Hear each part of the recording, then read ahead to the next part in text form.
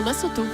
Ce matin, ce sont les premières Apple Watch, la montre d'Apple, qui vont être livrées à ceux qui les avaient précommandées et uniquement à eux. Emmanuel Dutheil, bonjour. Bonjour. Cette Apple Watch, ça devient un véritable défi pour Apple. Oui, imaginez, ça fait 5 ans qu'Apple n'avait pas lancé de nouveaux produits. Le tout dernier, c'était bien évidemment la tablette iPad. C'est aussi le tout premier lancement depuis la mort de Steve Jobs, le fondateur historique de l'entreprise. Apple n'a pas le droit à l'erreur avec ce lancement. Il veut encore réussir à monter en gamme et pour le moment, eh bien, ça s'annonce plutôt bien. Les pré-réservations sont très bonnes. Environ 2,5 millions de montres ont été commandées dans le monde. C'est tout simplement gigantesque puisque, imaginez, l'année dernière, partout dans le monde, environ 5 millions de montres connectées ont été vendues partout. Donc rien que pour Apple, on en a déjà 2,5 millions de précommandés. Bon, mais est-ce que cette Apple Watch est vraiment une révolution ou est-ce que c'est encore un coup génial de marketing ? Alors, déjà, il faut le reconnaître, c'est tout bête, mais ces montres sont belles et elles sont légères. Apple a fait appel à des designers venant du monde du luxe pour réussir ces montres.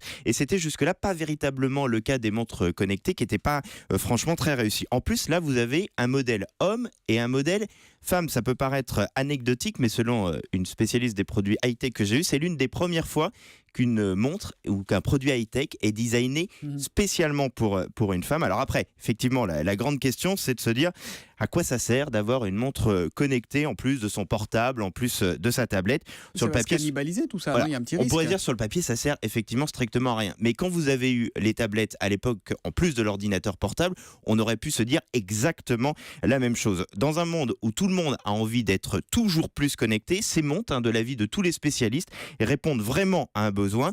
Plus besoin de sortir son smartphone quand vous êtes en réunion et que vous voulez regarder le dernier SMS ou votre dernière notification Facebook, comme on dit. Mine de rien, ça répond, semble-t-il, à un véritable besoin, notamment chez les jeunes. Et puis en plus, ces montres vont permettre de surfer sur la mode de la santé connectée, comme calculer le nombre de pas que l'on fait en une journée ou le nombre de calories brûlées. Bon, mais le gros problème d'Apple avec les iPhones, avec tout le reste, c'est la batterie. Est-ce que celle des montres va tenir ? Ah non, c'est la cata. L'iPhone, ça tient une demi-journée. Bravo. Oui, la montre, c'est pareil. Si vous oubliez de la recharger une nuit, ne comptez surtout pas sur elle pour être réveillé le lendemain matin. Donc ça va être un gros problème. Ceux qui l'ont essayé disent qu'elle tient 18-20 heures, mais il faut vraiment pas faire grand-chose avec. J'ai même eu une personne qui a préparé une application pour cette montre connectée qui m'a dit qu'Apple lui a dit « Oula, faites plus simple, faites pas vibrer parce que ça va consommer trop de batterie. » Donc ça, c'est un frein. Puis l'autre frein, c'est que c'est quand même une montre. Donc un téléphone, on peut le changer tous les 6 mois, tous les 2 ans. Pour ceux qui aiment ça, mettre sa montre au rebut avec autant de régularité, c'est peut-être pas